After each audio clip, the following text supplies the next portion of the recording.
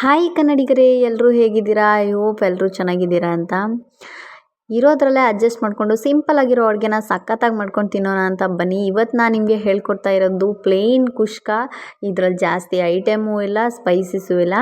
ಹೇಗೆ ಮಾಡೋದು ಅಂತ ಇವತ್ತು ನಾನು ನಿಮಗೆ ತೋರಿಸ್ಕೊಡ್ತೀನಿ, ಬನ್ನಿ ನೋಡೋಣ. ಮೊದಲಿಗೆ ಸ್ಟವ್ ಮೇಲೆ ಕುಕ್ಕರ್ ಇಟ್ಟು ಒಲೆ ಹಚ್ಚಿ, ನೆಕ್ಸ್ಟು ನಾನು ಒಂದು 2-3 ಸ್ಪೂನಷ್ಟು ಎಣ್ಣೆ ಹಾಕ್ಕೊತಾ ಇದ್ದೀನಿ. ಜಾಸ್ತಿನೇ ಹಾಕ್ಕೊತಾ ಇದ್ದೀನಿ ಸ್ವಲ್ಪ. ಎಣ್ಣೆ ಹಾಕ್ಕೊಂಡ್ಮೇಲೆ ಕಾಮನ್ ಸಾಸಿವೆ ಹಾಕ್ಕೊತಾ ಇದ್ದೀನಿ.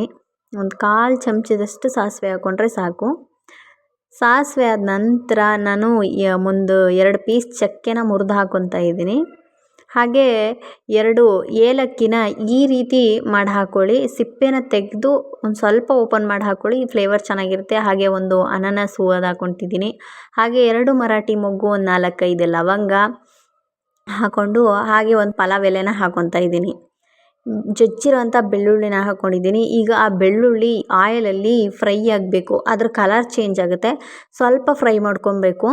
ನೆಕ್ಸ್ಟು ನಾನು ಈರುಳ್ಳಿ ಹಾಕ್ಕೊತಾ ಇದ್ದೀನಿ. 2 ಮೀಡಿಯಮ್ ಸೈಜ್ ಈರುಳ್ಳಿನ ಕಟ್ ಮಾಡಿ ಹಾಕ್ಕೊಂಡಿದ್ದೀನಿ.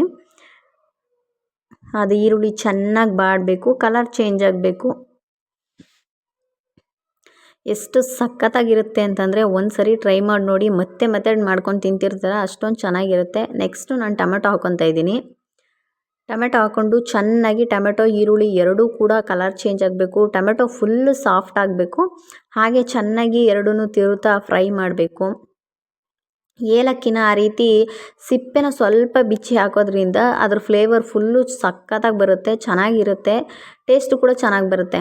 ನೆಕ್ಸ್ಟು ನಾನು ಮನೇಲೇ ಮಾಡಿರೋವಂಥ ನಾನ್ ವೆಜ್ ಸಾಂಬಾರು ಪುಡಿನ ಒಂದು 3 ಸ್ಪೂನ್ ಸಾಂಬಾರು ಪುಡಿ ಹಾಕ್ಕೊತಾ ಇದ್ದೀನಿ.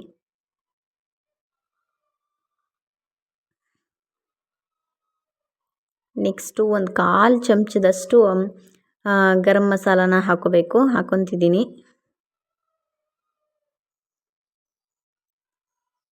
ನೆಕ್ಸ್ಟು ಒಂದು 2 ಸ್ಪೂನ್ ಧನಿಯಾ ಪೌಡ್ರ್ ಹಾಕ್ಕೊತಾ ಇದ್ದೀನಿ.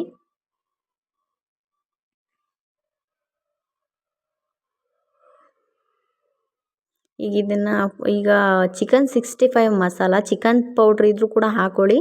ನಾನು ಚಿಕನ್ 65 ಮಸಾಲ ಇತ್ತು ಅಂತ ಅದನ್ನು ಹಾಕ್ಕೊತಾ ಇದ್ದೀನಿ. ಇಲ್ಲ ಅಂದಾಗೆಲ್ಲ ಚಿಕನ್ ಸಾಂಬಾರು ಪೌಡ್ರನ್ನೇ ಯೂಸ್ ಮಾಡೋದು. ಸೊ ನಾನು ಚಿಕನ್ 65 ಮಸಾಲ ಇತ್ತು, ಅದರಿಂದ ಅದನ್ನು ಹಾಕ್ಕೊಂಡಿದ್ದೀನಿ. ಇದು ಕೂಡ ಚೆನ್ನಾಗಿರುತ್ತೆ ಟೇಸ್ಟು.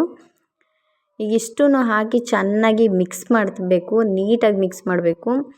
ಅದು ಫ್ರೈ ಆಗಬೇಕು, ಆ ಪೌಡ್ರೆಲ್ಲ ಹಸಿ ವಾಸನೆ ಪೌಡ್ರದ್ದೆಲ್ಲ ಹೋಗಬೇಕು. ಚಿಕನ್ 65 ಮಸಾಲ ಹಾಕಿದ್ರೆ ಇನ್ನೂ ಚೆನ್ನಾಗಿ ಬರುತ್ತೆ, ಟೇಸ್ಟು ತುಂಬಾ ಚೆನ್ನಾಗಿರುತ್ತೆ. ಈಗ ನಾನು ತೊಳೆದಿಟ್ಕೊಂಡಿರೋ ಅಂತಹ 2 ಗ್ಲಾಸ್ ಅಕ್ಕಿನ ಹಾಕ್ಕೊತಾ ಇದ್ದೀನಿ. ಅಕ್ಕಿನ ಕೂಡ ಅದೇನು ಮಿಶ್ರಣ ಇತ್ತಲ್ಲ ಅದಕ್ಕೆ ಚೆನ್ನಾಗಿ ಮಿಕ್ಸ್ ಆಗಬೇಕು. ಈರುಳ್ಳಿ, ಟೊಮೊಟೊ ಮತ್ತು ಪೌಡ್ರೆಲ್ಲ ಹಾಕಿದ್ದು, ಸ್ಪೈಸಸ್ ಹಾಕಿದ್ದು ಎಲ್ಲದು ಕೂಡ ನೀಟಾಗಿ ಮಿಕ್ಸ್ ಆಗಬೇಕು. ಆ ರೀತಿ ಎಲ್ಲನೂ ನೀಟಾಗಿ ಮಿಕ್ಸ್ ಮಾಡಬೇಕು. ಈಗ ಅದನ್ನು ಮಿಕ್ಸ್ ಆಗಿದೆ. ಮಿಕ್ಸ್ ಮಾಡಿರೋದಕ್ಕೆ ನಾನು 2 ಲೋಟ ಅಕ್ಕಿ ತೊಗೊಂಡಿದ್ದೆ, ಅದರಿಂದ 4 ಲೋಟ ನೀರು ಹಾಕ್ಕೊಬೇಕು. ಈಗ 2 ಲೋಟ ನೀರು ಹಾಕಿದ್ದೀನಿ.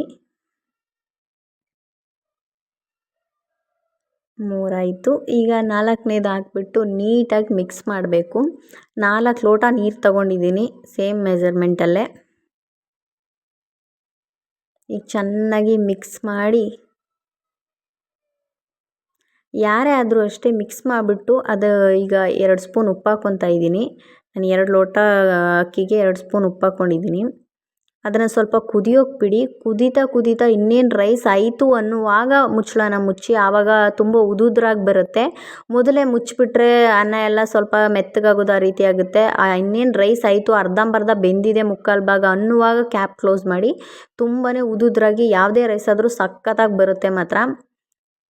ಹಾಗೆ ಬೇಗ ಅಕ್ಕಿ ಹಾಕಿದ ತಕ್ಷಣ, ಉಪ್ಪು ಹಾಕಿದ ತಕ್ಷಣ ಮುಚ್ಚಿಬಿಡ್ತೀರ ಕೆಲವರು, ಅದು ಅಷ್ಟೊಂದು ಚೆನ್ನಾಗಿ ಬಂದಿರಲ್ಲ. ಇವಾಗ ಎಷ್ಟೊಂದು ಉದುದ್ರಾಗಿ ಬರುತ್ತೆ ಅಂತಂತಂದರೆ ನೋಡಿ ಎಷ್ಟು ಚೆನ್ನಾಗಿ ಬರುತ್ತೆ ಅಂತ. ಇವಾಗ ಆಗಿದೆ, 2 ವಿಷಲ್ ಆಗಿದೆ.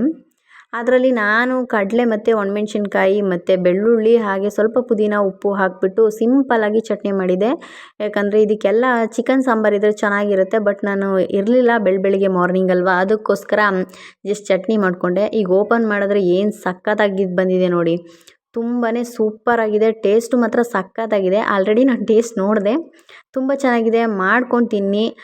ಸಿಂಪಲ್ ಆಗಿರೋ ಅಡುಗೆನ ಸಖತ್ತಾಗಿ ಮಾಡ್ಕೊಂಡು ತಿನ್ಬೋದು, ಇರೋದ್ರಲ್ಲೇ ಅಡ್ಜಸ್ಟ್ ಮಾಡ್ಕೊಂಡು ತಿನ್ಬೋದು. ಹೀಗೆ ಎಲ್ಲ ರೀತಿಯ ಅಡುಗೆಗಳಿಗೋಸ್ಕರ ನಮ್ಮ ಚಾನಲ್ನ ಸಬ್ಸ್ಕ್ರೈಬ್ ಆಗಿ ಹಾಗೆ ನಮ್ಮ ಚಾನಲ್ಗೆ ಸಪೋರ್ಟ್ ಮಾಡಿ. Thank you.